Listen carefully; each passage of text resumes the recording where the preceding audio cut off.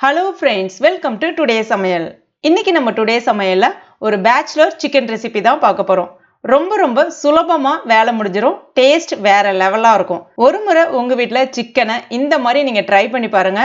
எல்லாருமே பாராட்டுவாங்க. அவ்வளோ அருமையா இருக்கும். இது இப்போ நம்ம எப்படி செய்யறதுன்னு பார்க்கலாம். இது செய்யறதுக்கு முதல்ல ஒரு பேன்ல ஒரு சின்ன குழிக்கரண்டி அளவுக்கு எண்ணெய் சேர்த்துக்கோங்க.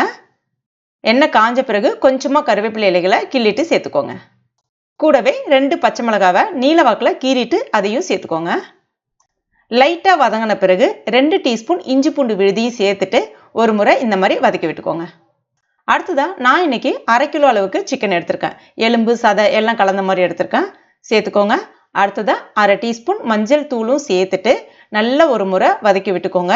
ஒரு 3லிருந்து 4 நிமிஷத்துக்கு நல்லா கலந்து விட்டுக்கோங்க. அதுலேருந்து லைட்டாக நீர் விட ஆரம்பிக்கும். இப்போ ஸ்டவ்வை மீடியம் ஃப்ளேமில் வச்சுட்டு மூடி வச்சுருங்க. ஒரு 5 நிமிஷம் அப்படியே இருக்கட்டும். இடையில எடுத்து கலந்து விட்டுக்கிட்டே இருங்க. இப்போ ஒரு 5 நிமிஷம் ஆயிடுச்சு. ஒரு 70% இந்த சிக்கன் நல்லா வெந்து வந்திருக்கும். இந்த ஸ்டேஜில் ஒரு மீடியம் சைஸ் பெரிய வெங்காயம் நல்ல பொடிசாக கட் பண்ணிட்டு சேர்த்துக்கோங்க. கூடவே நல்ல பெரிய தக்காளி பழம் 1 அதையும் கட் பண்ணிட்டு சேர்த்துக்கோங்க. தேவையான அளவுக்கு உப்பு சேர்த்துக்கோங்க. நல்லா ஒரு முறை கலந்து விட்டுக்கோங்க.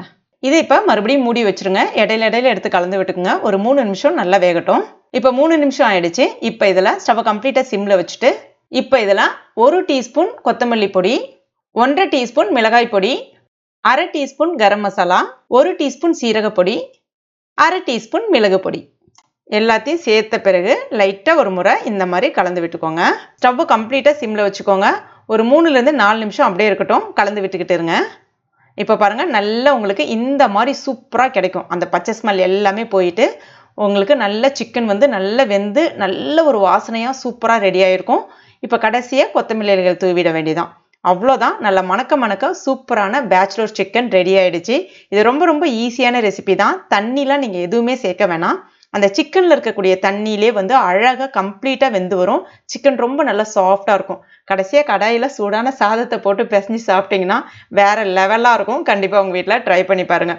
இது பார்த்தீங்கன்னா உங்களுக்கு ஒரு சைட் டிஷ்ஷாக நீங்கள் எதுக்கு வேணாலும் நீங்கள் பயன்படுத்திக்கலாம். கண்டிப்பாக இந்த ரெசிபியை நீங்கள் உங்கள் வீட்டில் ட்ரை பண்ணி பாருங்கள். ட்ரை பண்ணி பார்த்துட்டு மறக்காமல் எனக்கு கமெண்ட் பண்ணுங்கள். இந்த வீடியோ உங்களுக்கு பிடிச்சிருந்தனா லைக் பண்ணுங்கள். உங்கள் நண்பர்கள் மற்றும் ஃபேமிலி மெம்பர்ஸ் கூடயும் மறக்காமல் ஷேர் பண்ணுங்க. மேலும் இது போன்ற டேஸ்டி ரெசிபிகளுக்கு நம்ம டுடே சமையல் இது வரைக்கும் நீங்கள் சப்ஸ்கிரைப் பண்ணலன்னா உடனே சப்ஸ்கிரைப் பண்ணிங்க. கூடவே மறக்காமல் அந்த பெல் நோட்டிஃபிகேஷன் சிம்பிளையும் ப்ரெஸ் பண்ணிங்க. தேங்க்யூ.